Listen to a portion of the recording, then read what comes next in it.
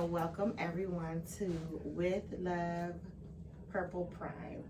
So we are so excited to have you here today. This is our second installment or episode, if you will, of With Love Purple Prime. And today we want to get into some really, I don't know if I'm going to call it deep or vulnerable, but we'll just see how the conversation goes. Our topic of today is self-love. And so just want to kind of talk about what that means to each and every one of us. When you think about self-love or self-care, what are the first things that come to mind? Some of the first things that come to mind for me is just do it, which is a lot easier said than done. And so, but I think about, just on the surface, when I think about how will I take care of Tracy, I'm thinking, girl, I'm going to go get a manicure and a pedicure. I want to sit in a massage chair or have somebody give me a full massage. I'm going to go get my favorite anything, which for me is usually seafood, but it could be my favorite meal or my favorite dessert. When I think about treating me or doing something for me, those are the first things that come to mind. And do all of those things usually happen? Sometimes it's a hit or miss. You know, sometimes I can make it happen depending on money and resources. Or depending on time. Sometimes I can make those things happen. So I just want to ask you, before we dive any deeper, I want to ask the both of you, Dr. Love, Dr. LB, when you think about self-love or self-care, what are some of those things that come to mind for you? So originally, like, I thought about the same things you said. Like, I thought it was the massages. I thought it was, I'm going to go get me something good to eat. And normally it was unhealthy. So I don't really know how much self-love that is. And so, like, you think about, I'm going to take myself on vacation. I'm going to do these external things that bring me joy. But the reality is that is like entertainment. That is fun. That's a meal. That's not self-care. And so now, like, I've transitioned what I really think of self-care feels like, and it's like peace. It's like joy. It is like calm. It is like me feeling like I'm being my authentic self. It's so much more than a meal or vacation, but I feel like I'm just getting there, like a couple months ago. But before, I was like, I'm gonna get my nails done, somebody gonna rub my shoulders, and I still was tired when I woke up in the morning. I was still was around people that didn't bring me joy. And I was like, it's deeper than that. And so then I had to what they say, renew your mind? So I had to renew my mind in the area of self-care, and I'm still renewing it. So yeah, that's my thoughts. I love that. So I guess a couple years ago, I came to the conclusion that it wasn't going to work. That self-care wasn't going to work if it was outside of me, like the massage. You know, like I got too many kids to be pampering myself with getting my nails and my hair done, and getting my nails, like my fingernails and my feet done. I just won't do it, primarily because, like, I'm always chasing after a kid and digging through dirt or something. You know what I mean? It doesn't work for my family. Right. Like, but getting my hair done, now that I would definitely say, when I come to Tracy, that is part of my self-care. I would definitely say that's part of my self-care.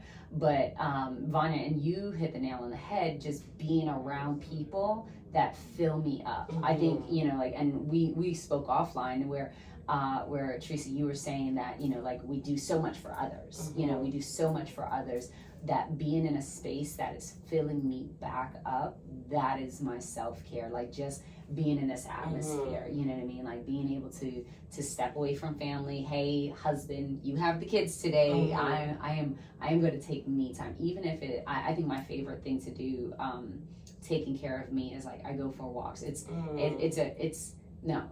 go for walks. And I use that time to really, you know, be face to face with God and stuff like that. And I come and I get my hair done. That might be the extent of my self-care. And when you were talking, Tracy, and you were giving kind of like a real display of like how you love like yourself, like going to, you know, like going on trips or eating something, you know, like you like to eat and stuff like that. And it almost made me cry to think about like how much I don't do that for myself, you know, like, cause I'm probably like I think I'm a great poster child for, Tracy's shop, but, like, I know I do not come often enough, you know what I mean, to really call it self-care, right? Because I want to say it's maybe like once every 3 months. Right. Like, and that's me behaving, you know what I mean? Like there's been times where it's like, if you don't get in this chair, get over here. Like, running around looking like who did it and ran. But, like, I think I want to do things more for myself, but I know I don't. I think, Vanya, you made a point and you were talking about how doing things that make you happy. So for me, the danger sometimes is what makes me happy is making other people happy. Then it can be cyclical. Yeah. Right? Yeah. Because usually when I think I want to do something that brings me joy, what brings me joy is bringing my kids something as a surprise. Yeah. Or like getting a friend something, or calling someone and telling them, hey, you came across my mind and I was just thinking about you. So as much as I know it can brighten their day, it brings me joy and fulfillment. But I realize that in all you're doing and all you're getting and all you're giving, something's broken when I can't give that back to myself. I am big on if I see something that I'll not necessarily correct it, because I don't live my life like that, but let's say I'm in a group setting with some other women and I see someone kind of like saying something negative about themselves, I am big on being like, that's not who you are, that's not who God created you to be. But I'm not big on giving that back to me. And so I am working to try to rearrange my brain to figure out, why is it okay to affirm and confirm and validate others, but then allow my own thoughts sometimes to berate me. Can I ask you a question? Sure. What are you doing that's tangible, that is what you're doing to work on changing your mindset? I'm not. I'm not doing anything tangible, except at this point, the first step is awareness. Identification. That's where I have stopped. Acknowledgement. So, you can help me with Listen, some I feel like that's great though, because a lot of times I even say it, like, I'm gonna be a bodybuilder. Girl, I've been saying that for 15 years. I'm still working. Oh, really? Okay. Yes. Girl, I can't. So my point is though, when we say we're working on something, a lot of times we want to work on something, but it's like, what is step 1? What is step 2? What is step 3? What is step 4? Okay, step 4 is hard. Let me stay in step 3 a little bit longer, right? And so it's almost like, what are you feeding yourself? What are you listening to? What books are you reading? So you start at one thing at a time, right? I'm extreme, so I'll be like, I'm going to read 3 books, a chapter a day. I'm going to listen to a podcast. Like I feel like I'm in a conference my whole life because I'm listening to. And you are good for that. Like, I'm like, you're reading 3 books at once? Yes. Okay. So, but it's too much though. It's not sustainable. I don't want to. I'm just like that. It is like, I tried to read the Bible in 3 months. That didn't work out. Right? It's not sustainable. It's so it's like, just do something that makes sense to you. Right? One thing. Don't try to fix your life tomorrow. Just do one thing and keep feeding yourself. Be consistent, even if it's 10 minutes. Find a book that speaks to you. Listen to a podcast or preaching that speaks to you. But that's for the thing that you're trying to change. So if you're trying to change your mindset, then your only thing you're listening to is mindset podcasts.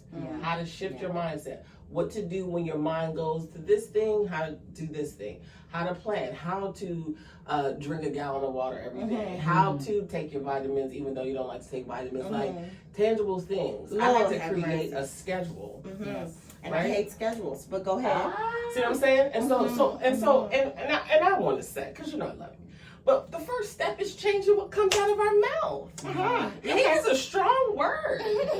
Stop it. Okay? and she had to speak into her phone. Because I mean it. Like, when we talk about the power of life and death, but we don't realize how freely we say things. It's just not right. Yeah, I take it back.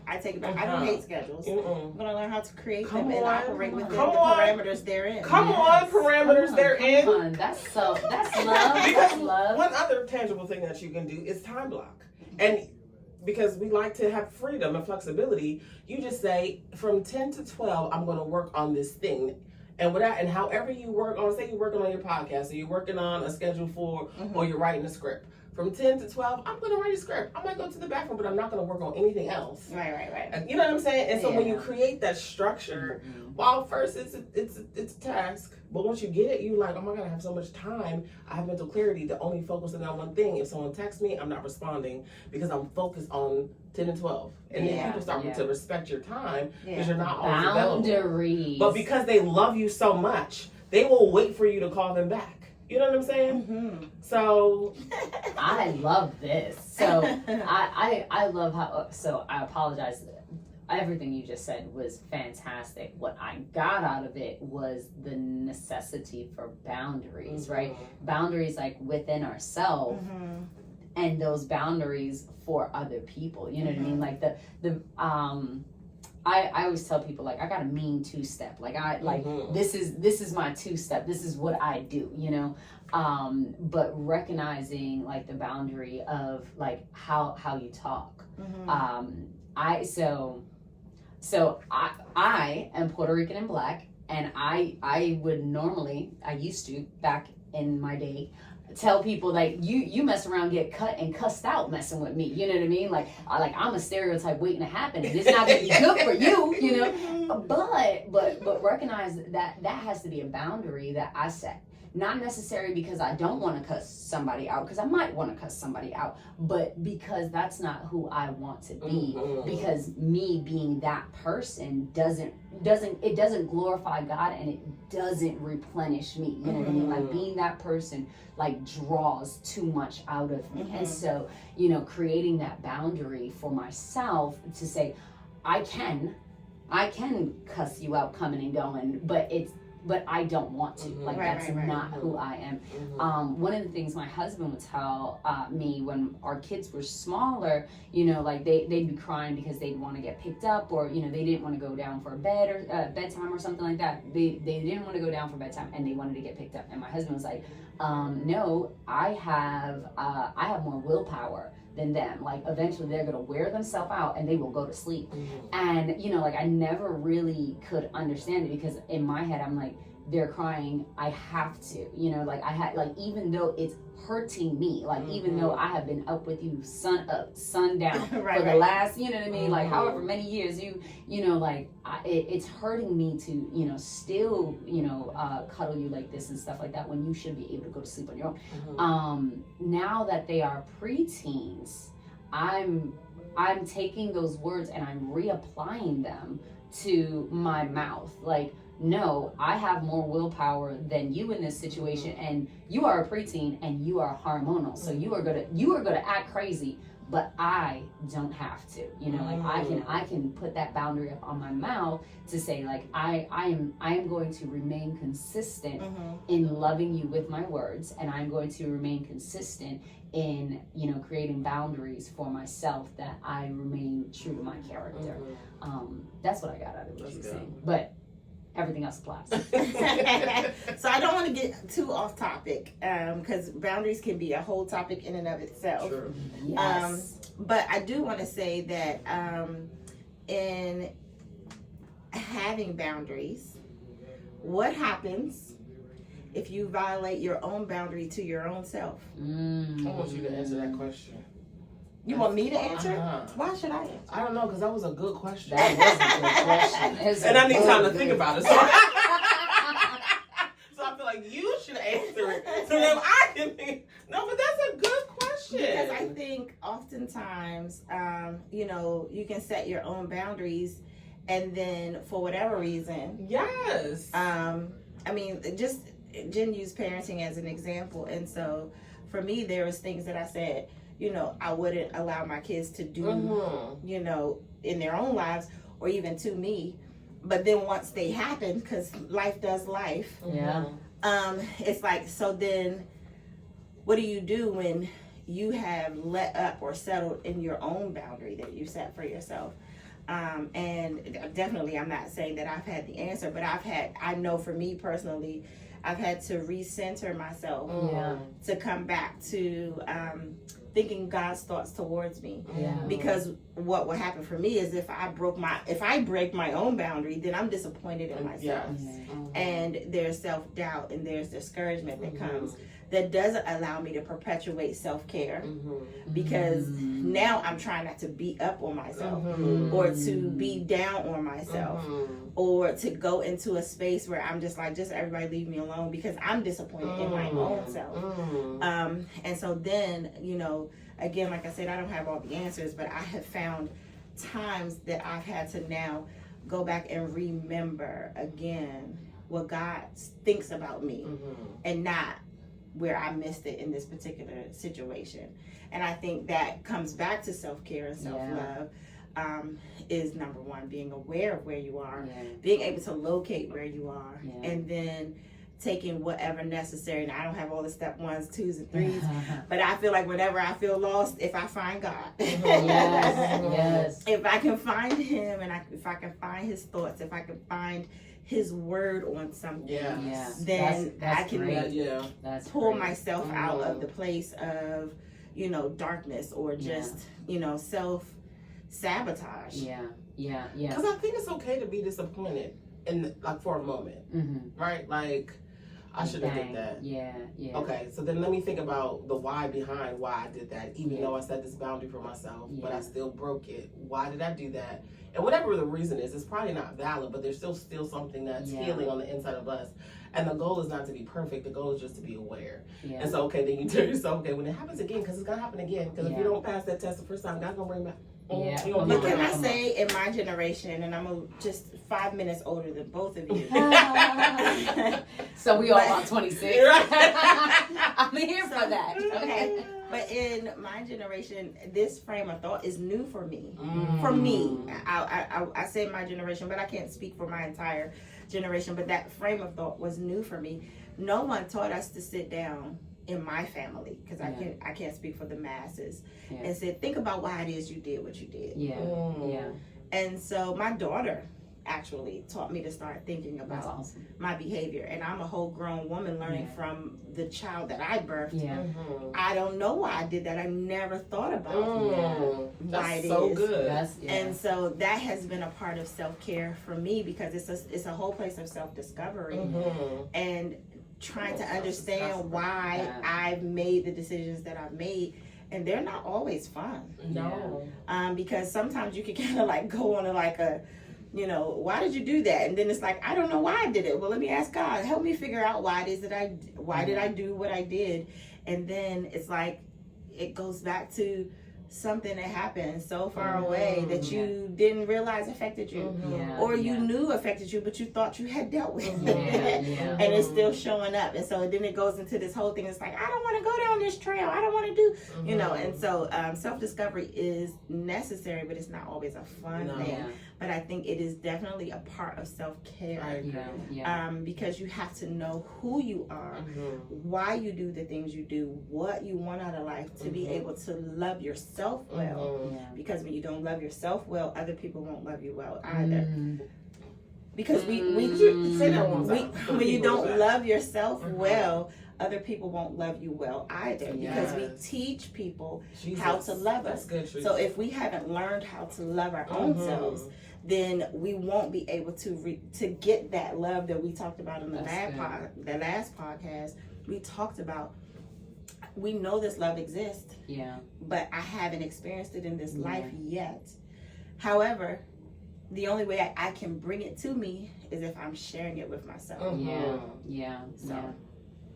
Wow. That's hard to come after.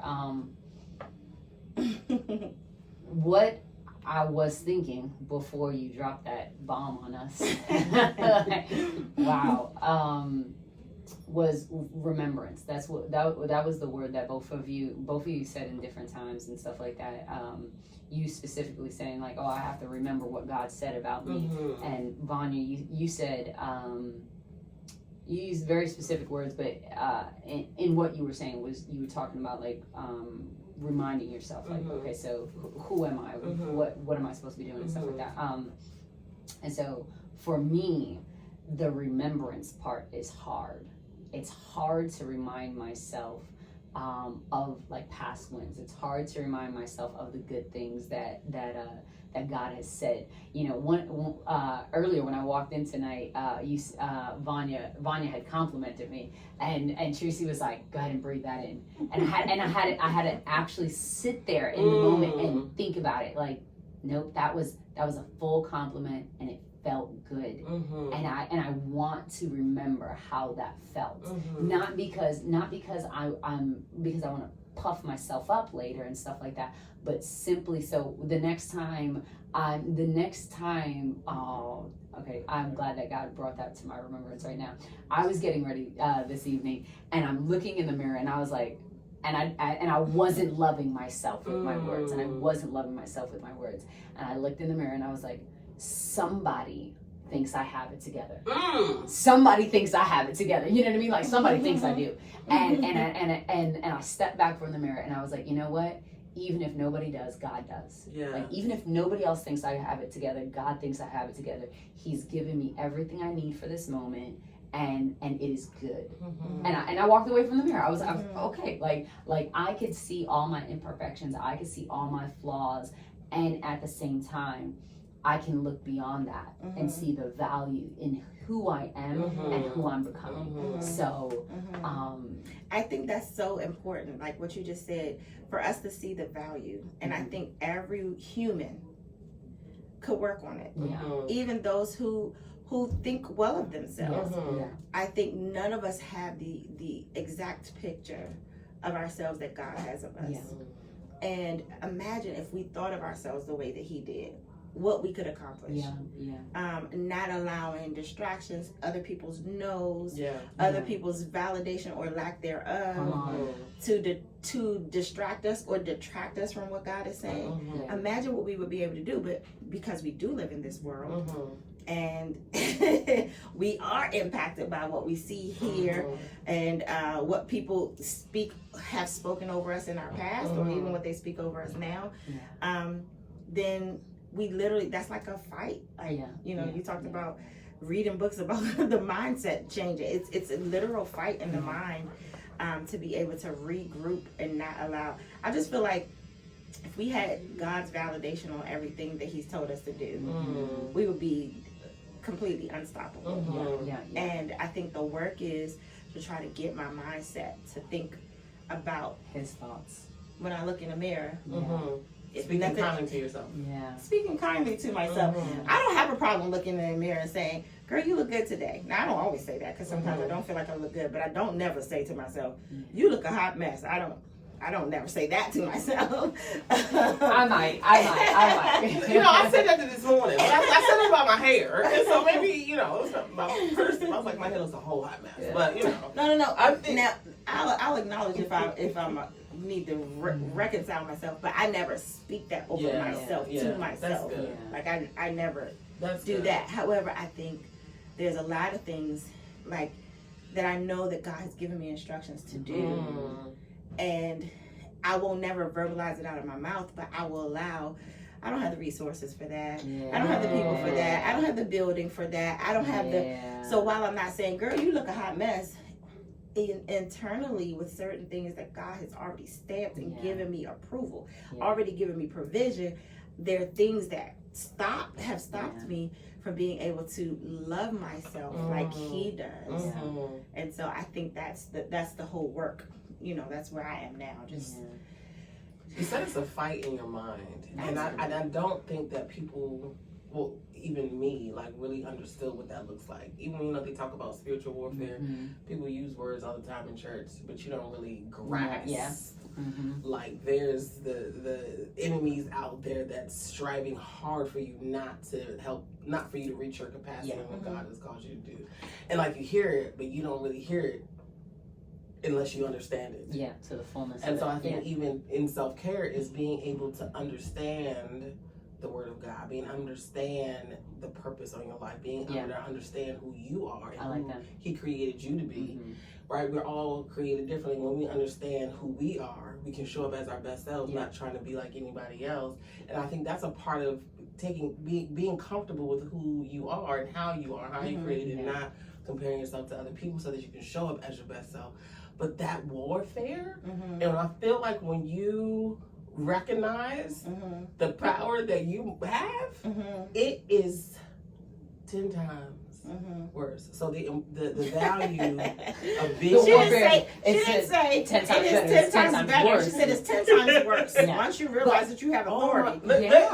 Because it has to be, right? Because once you recognize it, now the enemy knows he has to come for you, because it's subtle. It's subtle because, and I think the challenge with spiritual warfare is that, like, it's so subtle because, like, the enemy can just feed you a thought, and then most people will say, "Oh, I think that I don't look good this morning." You know what I mean? Like, and it's like, is that really your thought? Like, do you really think that, or was that something that was sown into you? And it's like, no, that was definitely my thought. And then it's like, okay, so, but once you know, like, once I can look in the mirror and be like, you know what? It's all right. Somebody thinks I have it together. Now something bigger has to come so that it knocks me off my confidence, right? Because if I have confidence in God, I have confidence in me. Well, now we have a war. Now we have a war. I feel like we've covered more topic than self-care. Yes. Like it's all over the place, honestly. But self-care is so much deeper, right? All, because again, when we talk about self-care, we think about the massages, we think about the nails, and the eating the food. We're not thinking about feeding ourselves the word of God so that we can be able to take care of ourselves in the natural and fight these things that are happening, and having the right mind and a sound mind and a mindset that's for positive. Those all self-care, but being those are in a not community that fosters that environment. But those aren't the things that you read about when you talk about Google self-care. It's gonna be like, get rest, drink water. It's not talking about that other stuff. Netflix and chill. Like that whole disconnect, like that is probably, so I would put the hair, nails, massage, Netflix and chill, I would all put that under disconnecting. I would put that under disconnecting and not actually self-care, because it none of it actually replenishes the heart and mind.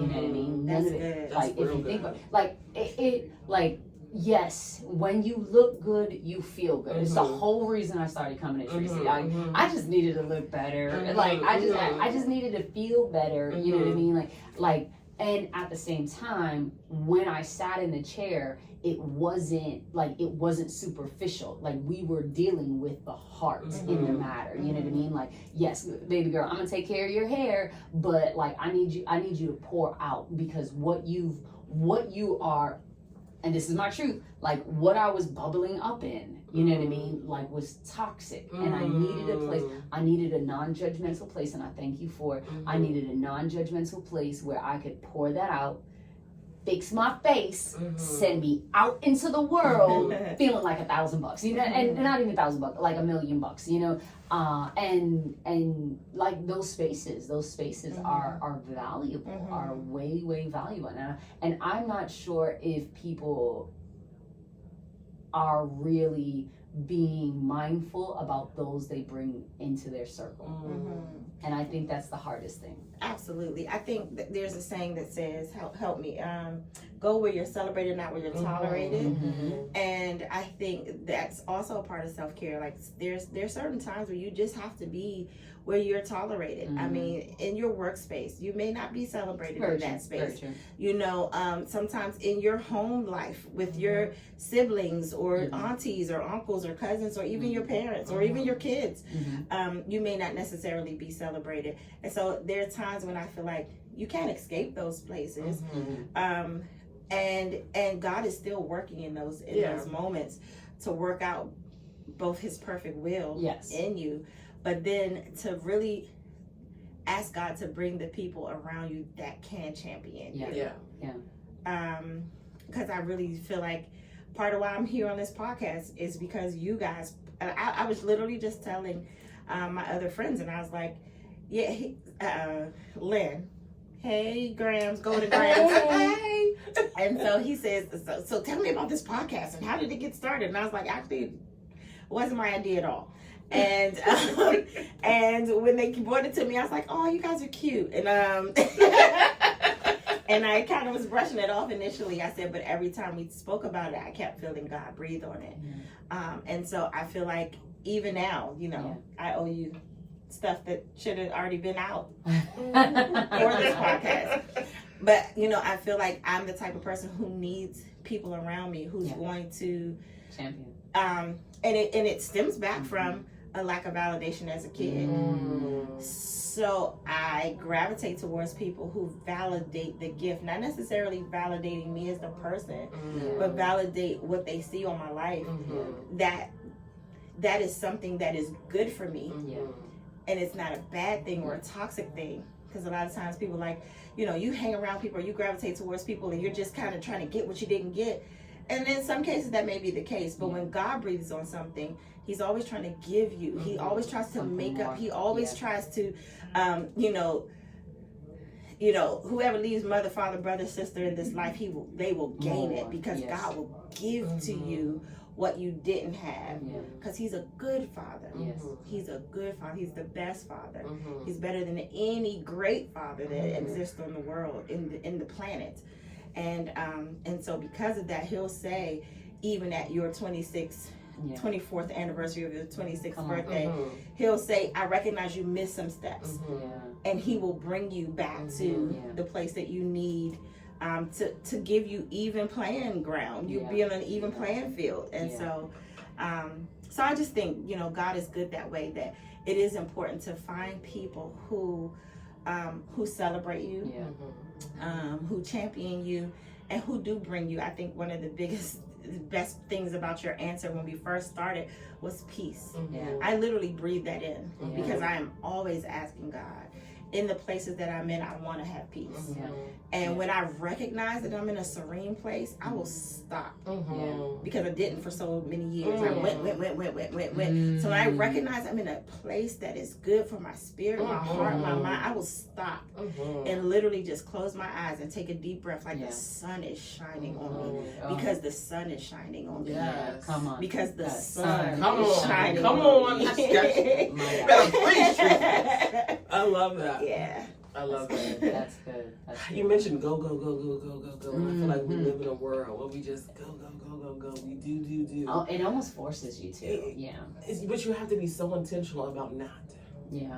About stopping and breathing in the sun. Moments, and you know, enjoying that peace. Having that calm. Like, I have a big personality. But do you? I never knew that. Just a little bit. But there are times where it's just like it's peaceful. I'm calm. And then I'm also easily excitable, but I can also come right back to that calm place because it's known, it's natural, it's not forced. It's a safe space. And when you're in safe spaces, you can be your authentic self. You can talk about challenges that you're having, which again will help you with that self-care. Someone can be like, oh, I read this book. Oh, I listened to that podcast. Or I did this, because they're feeding you.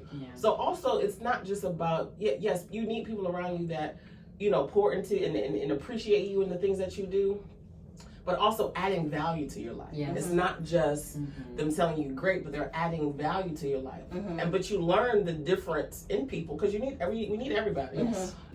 And sometimes we just need people to teach us a lesson, and then we walk away, and that's fine. Thank you for the lesson. I appreciate it. I am better because of you. Thank you. And so just slowing down. I think part of taking care of ourselves and being able to hear from God in the direction that He wants us to go is slowing down. I think for me, and I appreciate this atmosphere so much. One of the things you made mention of is safe spaces. You're speaking in my heart song about safe spaces. I think it's so necessary to find ourselves. And if I could say anything about self-care, it would be the consistent pursuit of safe spaces. Like that is my self-care, the consistent pursuit of safe spaces, whether it's in friends, whether it's in the work that I do, even how, you know, like my relationship with my husband, like I am continuing to build a relationship of safety with my husband. We've been together for 17 years. Come on, 17. Come on, 17. Like, and I'm still pursuing a safe space with him. I still want to be his safe space. I still want to, you know, find my safe space in him. And using my voice, not being afraid to say the things. I feel oftentimes that, like, I have a personality that doesn't always go well with everybody, and so I tend to hold back on my words and recognizing I feel like I'm grown enough these days that I am no longer holding my words to my own detriment, and I'm not throwing my words to berate others, but I will create a safe space with my words so that you can be heard and I can be heard, and we can maintain this safe environment together. I think protecting my peace and finding those safe places, those safe spaces, if you will, is so imperative. And I have found, I don't know that this is necessary. Well, no, it's a part of my keeping my peace. I have found that if I've ever found myself in a relationship where the safe space has been validated, I feel like I'm the type of person who is very loyal and I'll give passes. But after a certain amount, and I don't have a number. It could be 3, it could be 7, it could be 15. But after a certain amount, the grace for that pass has worn out, and I find that I will separate myself from any place that constantly puts me in a space that's not safe. If I feel like every time I come around you, I feel attacked, or I feel like you're always trying to size me up, or always trying to tell me I'm wrong, or always trying to challenge my thought process, I will quietly bow out. And I don't have like no raw. They'll just be like, I haven't talked to Tracy in a long time. I haven't seen her in 6 years. Are we still friends? No. And a lot of times people like, you should tell people so they can be better. I don't know that they want to be better. I just it's about me, and I don't have to disconnect from you. It's okay. It's okay. You gonna be great.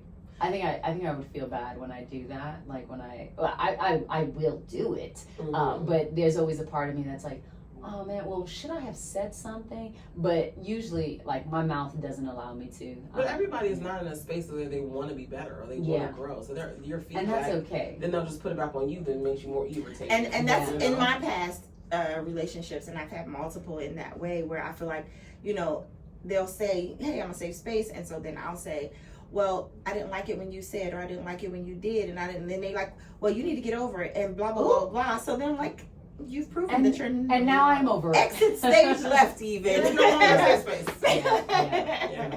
Yeah. That's good. That is good. That's good. This was a good conversation. I think it's necessary on multiple levels, and like multiple things came up, and so it's not like a quick fix at all. It's not. Self-care it's deep. It is very deep.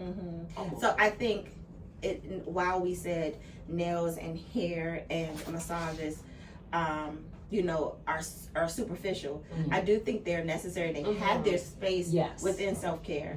But I think if I'm only doing that, I can't think that I'm truly doing all that it takes to take care of me. So I think time blocking and taking time out to read what builds me up, and acknowledgement of where I am and where I find myself, and making sure that I'm protecting my peace, building self-affirming myself in places where I feel like I am maybe causing self-sabotage, talking to other people who can help. That's helpful. And just being honest. And I think for me that's been one of the biggest things, because in churchdom, and that this is not a specific church, because I've come out of some really great places, but in churchdom as a whole, if you want to call it a kingdom, no one really teaches. It's not taught very widespreadly. Let me put it that way. I'm not gonna say no one teaches, but it's not widespreadly taught on just really how to, it's like you can just pray. If you feel depressed, you can just pray. And while prayer is necessary, I pray every day.